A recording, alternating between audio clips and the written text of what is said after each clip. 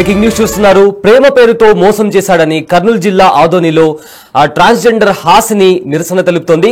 అయితే తనను ప్రేమ పేరుతో మోసం చేశాడని గణేష్ అనే యువకుడిపై కంప్లైంట్ ఇచ్చి తన ఇంటి ఎదుట హాసిని అనే ట్రాన్స్జెండర్ ప్రొటెస్ట్ చేస్తుంది. ఈ నేపథ్యంలో బైచిగేరిలో యువకుడి ఇంటి ఎదుట ఆమె ఆందోళనకు దిగింది. గణేష్ ఇన్స్టాగ్రామ్ లో తనకు 9 నెలల కిందట పరిచయం అయ్యాడని కూడా హాసిని ఈ నేపథ్యంలో చెప్తుంది. అయితే మంత్రాలయంలో వాళ్ళిద్దరూ పెళ్లి చేసుకున్నారని ఇంట్లో పెద్దలకు ఒప్పించి ఇంటికి తీసుకెళ్తానని చెప్పాడు. కానీ ఇప్పుడు వేరే అమ్మాయిని పెళ్లి చేసుకున్నాడని కూడా హాసిని ఆరోపిస్తుంది.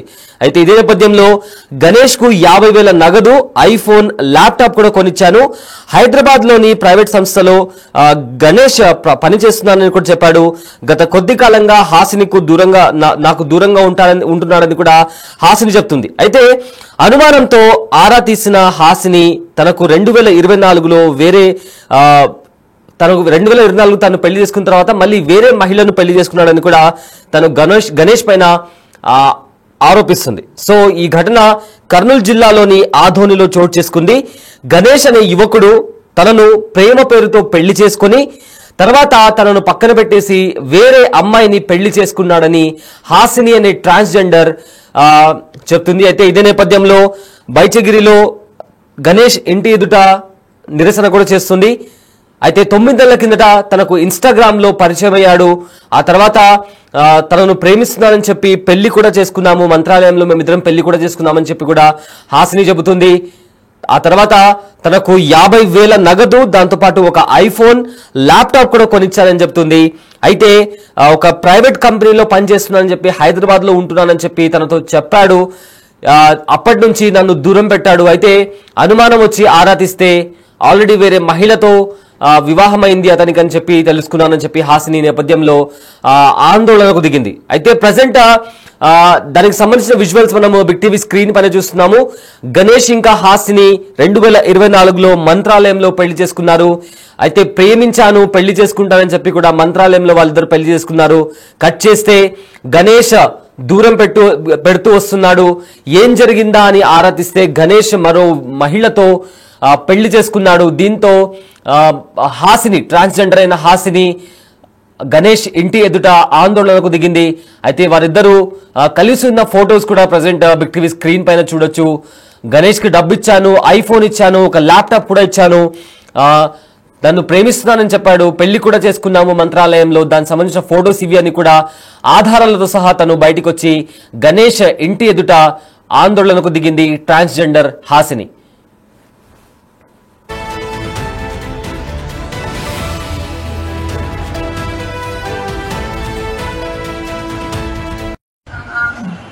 హాస్టల్ అంటే ఇష్టమా నాన్న? మరి ఏమైంది నాన్న? ఇంకేంది చెప్పు. ఏం లేదు మన స్టడీస్ అయిపోయాక పెళ్లి చేసుకుంటా. పక్కా చేసుకోకపోతే ఇంటికి రండి, సరేనా?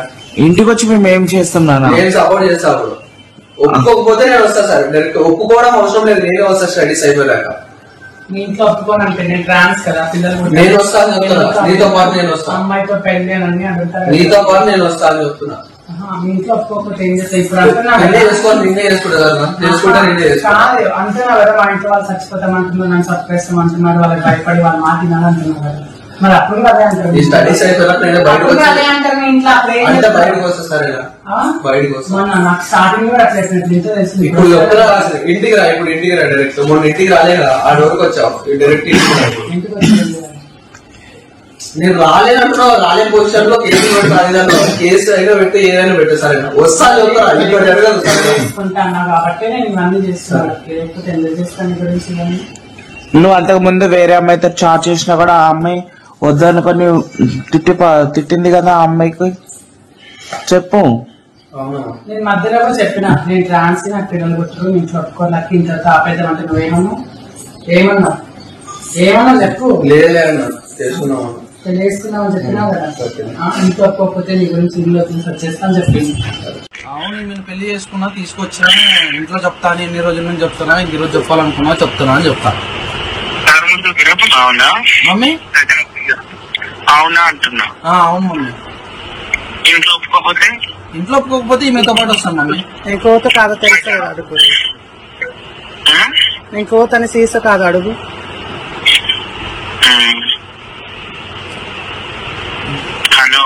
చెప్పు మమ్మీ. మరి ఏమని చెప్తావు? ఇంట్లో చెప్తాను మమ్మీ. అదే ఇట్లా ట్రాన్స్జెండర్ అని చెప్తా. ఇట్లా ట్రాన్స్జెండర్ అని చెప్తా. ఎట్లా నాకు తెలుసు. ఫస్ట్ లో అయితే ఒప్పుకోరు, తర్వాత ఇప్పుడు ఒప్పుకోరు. నేను చెప్తాను ఇప్పుడైతే ఒప్పుకోరు మమ్మీ. నేనేమంటున్నా, ఇంట్లో వాళ్ళు అడుగుతారు ఎందుకు అది ఇది అని అడుగుతారు. నేనేమంటా, నేను అమ్మనే కావాలని చెప్తా.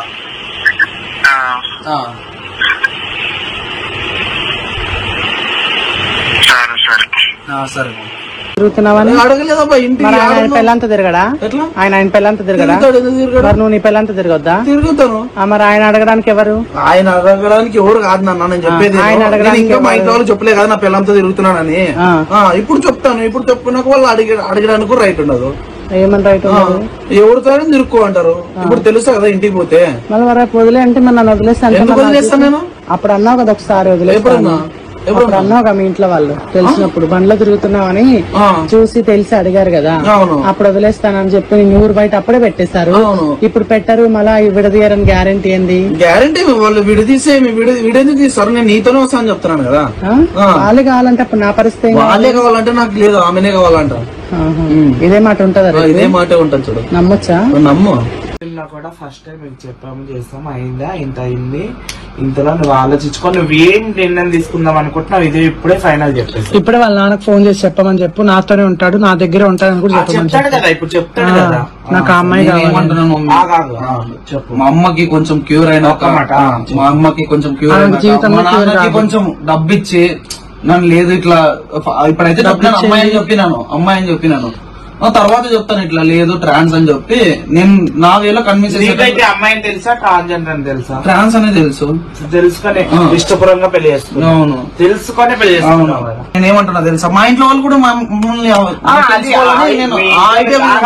మీ నాన్న మీ అమ్మ వాళ్ళు ఓకే చేస్తారని కాదు. ఏదన్నా నీ ఇష్టం ఉంటది. కానీ మీ అమ్మ నాన్న బాగా చూసుకోవాలి. బాధ్యత నీకు ఉంది కాబట్టి దేవుడైనా చూసుకోలేదనట్లేదు. ఆయన కూడా వద్ద. నా పేరు హాసిని అండి. నేను హైదరాబాద్ లో నివసిస్తూ ఉండేదాన్ని. గత 4 సంవత్సరాల కిందట గణేష్ అనే అబ్బాయి హైదరాబాద్ లో నాకు పరిచయం అయ్యాడు. ఇన్స్టా ఐడి షేర్ చేసుకున్న తర్వాత అట్లనే పరిచయం పెరిగి సో అబ్బాయి నేను ట్రాన్స్ అని తెలిసి కూడా నన్ను ప్రేమించి నన్ను పెళ్లి చేసుకుంటానని చెప్పి స్టడీస్ అయిపోయిన తర్వాత నన్ను పెళ్లి చేసుకుని తర్వాత వాళ్ళ ఇంట్లో ఇష్టం లేదని చెప్పి వాళ్ళ ఇంట్లో ఒప్పించుకుంటాను అది చెప్పి జూన్ 4 అండి. జూన్ 4 2024 లో అయితే పెళ్లి చేసుకున్న తర్వాత ఇంటికి వెళ్ళి పేరెంట్స్ ఒప్పిస్తానని చెప్పి ఇంటికి వెళ్ళిపోయి తర్వాత రాకుండా అక్కడే ఉండిపోతే అప్పటికి వాళ్ళ పేరెంట్స్ కి కాల్ చేసి ఇన్ఫార్మ్ చేశాను, ఇలా మాకు పెళ్లి జరిగింది, మీ అబ్బాయి నాతో కలిసి ఉన్నారంటే నువ్వు మా అబ్బాయిని చీట్ చేసావు, మా అబ్బాయిని ట్రాప్ చేసావు, నేను చంపేస్తాను అది ఇది అని వాళ్ళ పేరెంట్స్ బెదిరించారు. ఆ కేసు 6th జరిగింది. అబ్బాయి ఇంట్లో నుంచి వెళ్ళిపోవడం 6th వెళ్ళిపోయాడు. నేను 4 days టైం ఇచ్చాను. వాళ్ళ పేరెంట్స్ తో మాట్లాడినా కూడా వాళ్ళ పేరెంట్స్ ఉల్టా నన్నే చంపేస్తామని బెదిరించారు. ఆ రికార్డింగ్స్ కూడా అప్పుడు నేను స్టేషన్ లో సబ్మిట్ చేశాను.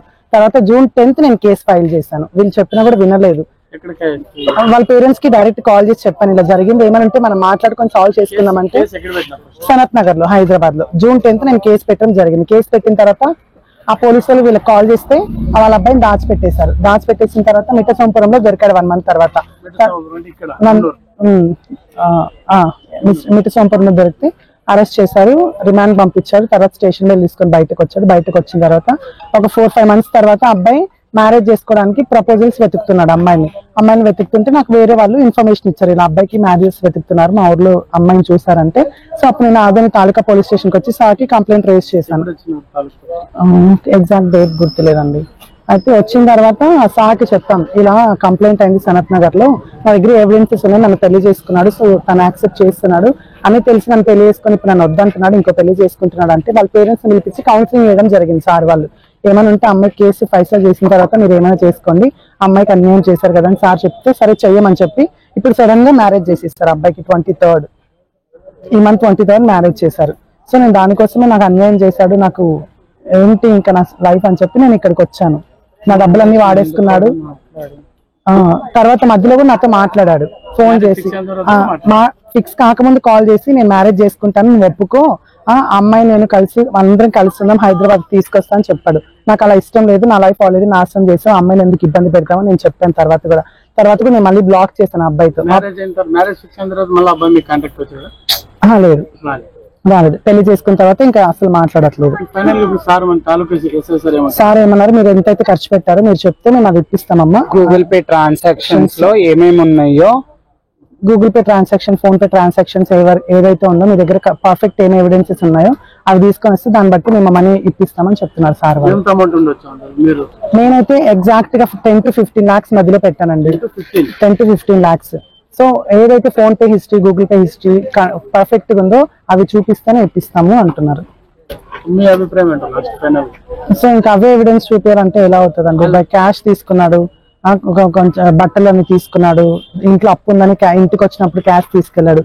సో అవన్నీ ఎలా కౌంట్ తీసుకుంటారు? సో నాకు ఎట్లా అన్యాయం అయినట్లే కదా. ఇంకా నా డబ్బులు వాడుకున్నాను. నేను అదే కోరుకున్నాను. నేను ఎంతైతే డబ్బులు ఇచ్చానో నాకు ఆ డబ్బులు ఇచ్చేస్తే చాలని చెప్తాను అంతే. అబ్బాయి ఆల్రెడీ మ్యారేజ్ చేసుకున్నాడు ఒక అమ్మాయి. ఇప్పుడు ఆ అమ్మాయి లైఫ్ నేను స్పాయిల్ చేయలేను కదా. నా లైఫ్ ఆల్రెడీ స్పాయిల్ అయిపోయింది. ఇప్పుడు నేను ఫైట్ చేసి ఆ మ్యారేజ్ వద్దు ఫైట్ చేసానికి ఇప్పుడు ఆ అమ్మాయి లైఫ్ స్పాయిల్ అయిపోతుంది, నా లైఫ్ పోయినట్లుంటది. ఇట్లా మీడియా ముందు వచ్చినప్పుడు కూడా అబ్బాయి లైఫ్, అమ్మాయి లైఫ్ స్పాయిల్ అవుతుంది. అమ్మాయి లైఫ్ స్పాయిల్ అవుతుంది అంటే ఇప్పుడు నా మనీ కావాలి కదండి. ఇప్పుడు అమ్మాయి కోసం ఆలోచించుకుని నా మనీ నేను వదులుకోలేను కదా. సో నేను అమ్మాయి డైరెక్ట్ వాళ్ళ ఇంటికి వెళ్ళి అమ్మాయిని తిట్టలేదు, అమ్మాయిని ఒక మాట అనలేదు, ఆ అమ్మాయిని ఇందులోకి తీసుకురాలేదు. సో నేను అబ్బాయి నా డబ్బులు తీసుకొని నా డబ్బులు నాకు ఇచ్చేయమని నేను చెప్తున్నాను. సో ఇలా సోషల్ మీడియా ఛానల్ వస్తే అమ్మాయి కూడా అబ్బాయిలు కూడా ఇబ్బంది అవుతుంది ఫ్యూచర్ లో. అది ఇంకా తన ఇష్టం అండి, దానికి నేనేం చేయలేను కదా. అలా అని చెప్పి నేను నా లైఫ్ మొత్తం స్పాయిల్ చేసుకోలేను కదా. నేను ఒక స్టెప్ తీసుకొని నాకు హెల్త్ ఇష్యూస్ వచ్చేసి నేను హాస్పిటల్ అడ్మిట్ అయ్యాను. నిన్నటి వరకు కూడా హాస్పిటల్ నుంచి వచ్చాను నేను బయటకి. ఫిట్స్ వచ్చి లాస్ట్ టైం కూడా ఆ ఇష్యూ జరిగినప్పుడు 15 days నేను గాంధీ హాస్పిటల్లో ఉన్నాను. లేదండి, నేను కాల్ చేయలేదు. లేదండి. హాసిని గౌడ్. హాసిని అనే ట్రాన్స్జెండర్. హాసిని అసలు పేరు రామకృష్ణ. వీళ్ళు గత కాలంలో బైచిగేర్ సంబంధించిన గణేష్ అనే వ్యక్తితో ప్రేమించుకున్నారు ఇద్దరును. ఆ తర్వాత పెళ్లి చేసుకోవాలనుకున్నారు. కానీ వాడు మోసం చేశారని చెప్పేసి ఈ అమ్మాయి సనత్ నగర్, హైదరాబాద్ లో సనత్ నగర్ పోలీస్ స్టేషన్ లో కంప్లైంట్ ఇచ్చారు. దాని మీద సనత్ నగర్ పోలీస్ స్టేషన్ లో 393/2024 417 417 420 ఐపీసీ కింద కేసు రిజిస్టర్ చేశారు. ఇది వచ్చేసేసి జూన్లో రిజిస్టర్ చేశారు కేసు వాళ్ళు.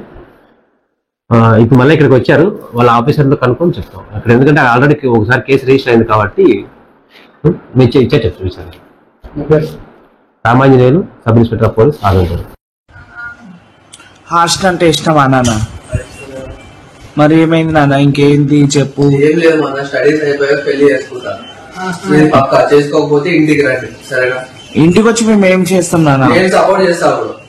ఒప్పుకోకపోతే నేను వస్తా సార్. డైరెక్ట్ ఒప్పుకోవడం అవసరం లేదు, నేనే వస్తా స్టడీస్ అయిపోయాక. మీ ఇంట్లో ఒప్పుకోనంటే నేను ట్రాన్స్ కదా, పిల్లలు నేను వస్తాను చెప్తున్నా. నీతో పాటు నేను వస్తాను. అమ్మాయితో పెళ్లి అని అడుగుతారు. నీతో పాటు నేను వస్తాను చెప్తున్నా. మీ ఇంట్లో ఒప్పుకోకపోతే ఏం చేస్తా? ఇప్పుడు నిన్నే చేసుకోవాలి, నిన్నే చేసుకుంటా చేసుకుంటా నిన్నే చేసుకో. కాదు అంటున్నా కదా, మా ఇంట్లో వాళ్ళు చచ్చిపోతామంటున్నారు, నన్ను చంపేస్తామంటున్నారు, వాళ్ళకి భయపడి వాళ్ళు మాట్లాడాలి అంటున్నారు కదా. మరి అప్పుడు అదే అంటారు. ఈ స్టడీస్ అయిపోయినాక నేను బయటకు అంటే బయటకు వస్తా సరేనా? బయటకు వస్తా. నాకు స్టార్టింగ్ కూడా అట్లా తెలిసింది. ఇప్పుడు చెప్తున్నా ఇంటికి రా. ఇప్పుడు ఇంటికి రా డైరెక్ట్. మొన్న ఇంటికి రాలే కదా, ఆ డోర్కి వచ్చావు డైరెక్ట్ ఇంటికి వచ్చి. నేను రాలేనంటున్నావు. రాలేని పొజిషన్ లో కేసు పెట్టి కేసు అయినా పెట్టి ఏదైనా పెట్టు సరేనా? వస్తా చెప్తారా? ఇక్కడ కాబట్టి నేను ఇవన్నీ చేస్తాను. లేకపోతే ఎందుకు చేస్తాను గురించి? నువ్వు అంతకు ముందు వేరే అమ్మాయితో చాట్ చేసినా కూడా ఆ అమ్మాయి వద్దనుకొని తిట్టింది కదా ఆ అమ్మాయికి. చెప్పు. నేను మధ్యలో కూడా చెప్పిన నేను ట్రాన్స్, నాకు పిల్లలు కొట్టరు, నేను చుట్టుకో లక్కి ఇంత ఆపేద్దాం అంటే నువ్వేమన్నా ఏమన్నా చెప్పు. లేదు చేసుకున్నావు తెలియసుకున్నావు చెప్పినావు కదా. ఇంట్లో ఒప్పుకోకపోతే నీ గురించి ఇల్లు